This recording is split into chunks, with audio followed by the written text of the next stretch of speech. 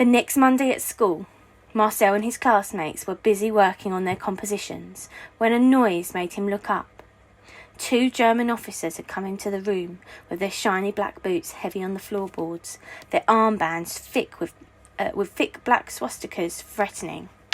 Even more threatening were the enormous black guns they carried, so casually looped over their shoulders like satchels. Marcel was pretty sure they were from the Gestapo, the German police. It was bad enough seeing the soldiers in town, as he had a few times. But there had never been any Gestapo. There had never been any Gestapo officers in the school. Seeing them here made it feel like they had invaded his classroom and his world. What would they do if they knew about his parents being in the resistance? Drag them from the bakery, force them to answer questions, shoot them? An icy terror washed over him as these terrible scenes unfolded in his imagination. One of the officers said something to Mademoiselle Babineau, and then gestured for her to follow him out of the hall and talk. Marcel noticed she had took her big book with her, the one that had all the names of the students written in it. While they were gone, the other officer glanced around. It seemed to Marcel that his gaze came to rest right on Delphine. Why? What reason did the soldier have to look at her? Though maybe he had imagined it. He was so anxious about the possibility that his parents could be discovered that he was jittery about everything. He was not alone in feeling like this. Usually, when the teacher was out of the room, some of the kids would start misbehaving. Things got thrown or names were called. Not today. Everyone remained in his or her seat, cowed and quiet. Mademoiselle Babineau and the soldier came back into the room. She seemed frightened. Her face was pale and she did not look at the class. She nodded vigorously at the soldier who had remained in the room, said something in a low voice, but she did not look at him either. Finally, when the 2 soldiers left, she closed the door behind them. There was a feeling of relief in the air, as if the whole class had just exhaled in unison.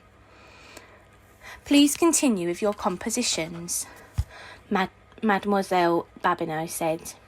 For a few minutes, everyone returned to his or her writing, and the only sound in the room was the scratch, scratch, scratch of pens on paper. Then the bell rang.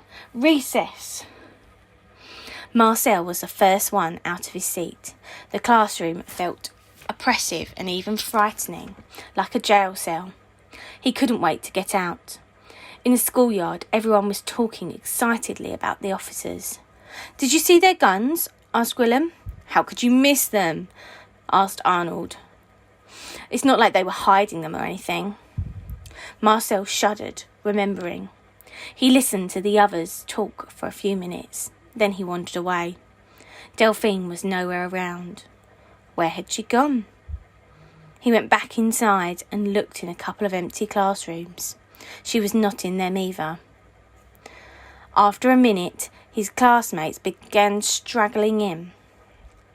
Willem first, and then Arnold, laughing and jostling each other. Mademoiselle Babineau went straight to her desk and began rearranging the papers on its surface, as if it were the most important task on earth. Then Delphine came in.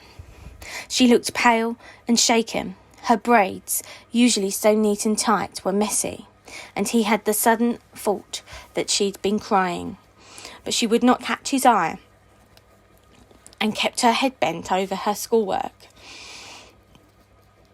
He wouldn't be able to talk to her until after school, so he reluctantly pulled his gaze away and tried to focus on his composition. When school let out, he rode over to the barn carefully concealed his bike inside. A little while later, Delphine showed up in her worn grey coat, a black beret on her head. When she saw him, she actually jumped back. look of sheer terror on her still ashen face. "Hey, it's just me," he said. "And you know I'm not going to hurt you." "No, but they are," she burst out. "What are you talking about?" he asked. "The Gestapo, those men who came into our classroom." "I know," he said sympathetically. "They're pretty scary." "I hate them," she cried passionately. "Hate them." "I hate them too," said Marcel more quietly, thinking of his parents and the grave danger they faced from such men. "More than you could ever know." "What do you mean?" Her blue eyes blazed. "What are you saying?" Marcel was taken aback by her response. "I just meant that is, you see..." Should he tell her? Yes or no? He felt ripped apart inside. "Are you..." Delphine began. "No, it's my parents." It was a relief to say those words, to tell someone. "They're in the resistance. They don't know that I know, but I found out. I've been delivering notes in the bread from the bakery, and..."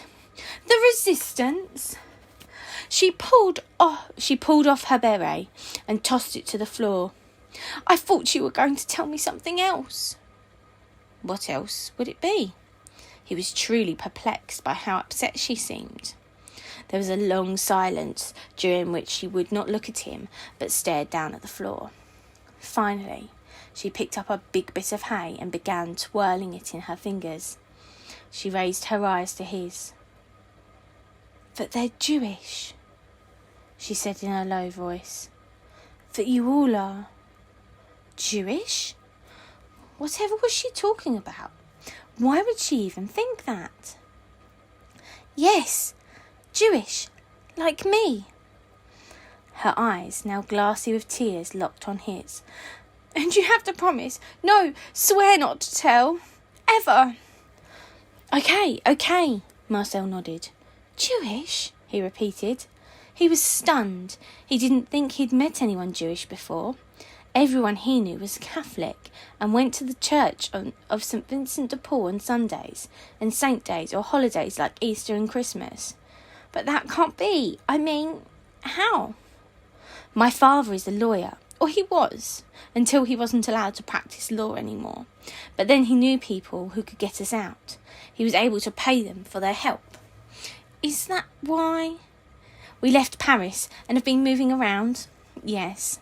She dropped the bit of hay and began pulling on the tips of her braids, with her nervous fingers tugging. "Things in Paris were terrible. We had to wear armbands with yellow stars on them. They said Juif in the centre.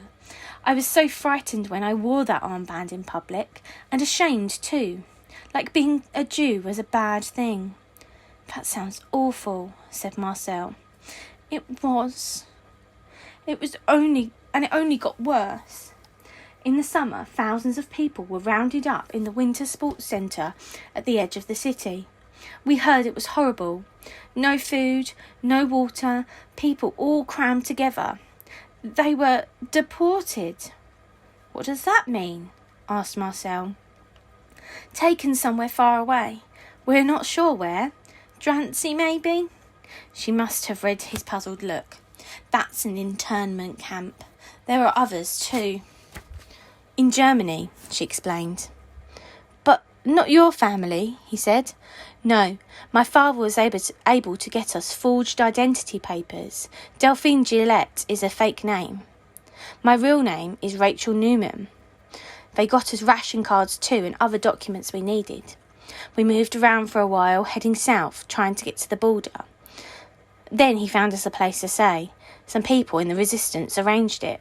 That's why we're here." Marcel was quiet for a moment, trying to absorb all this startling new information. Then he thought of something else. "You said you had forged papers and a fake identity. But I've never seen you in church." "Christian doesn't have to mean Catholic. My father said we would pretend to be Protestants," she said. "He thought that would be easier." So that's why you had such trouble when Sister Bernadette called you on that day. She nodded. But I've been studying, she said. I can't afford to let her catch me again. You must be afraid all the time. What if someone finds out and tells on you? It would be terrible, she said. When the Gestapo officers came into the classroom, I was so scared. I'd seen them in Paris. I know what they'd do to people like me. They round us up and lock us up, and then they kill us.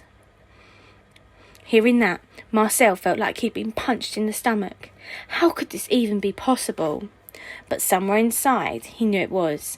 He'd seen newspaper photographs of Paris in which the Nazi soldiers seemed to be everywhere. Huge banners with big black swastikas were hung from the public buildings. Clusters of Nazis were all over the streets, bars and restaurants. He also knew that Germans despised the Jews and had passed laws against them. Jews had lost their jobs and were banned from public places. So what Delphine just told him, or should he call her Rachel, was the logical extension of all that. No wonder her family was desperate to get away. They thought they would be safer here in the country. Only today that hope may have just crumbled for good. The sky had darkened and a few early stars could be seen. If my parents are in the resistance, they might be able to help you, Marcel said. Like the resistance workers who helped you leave Paris. Should I ask them?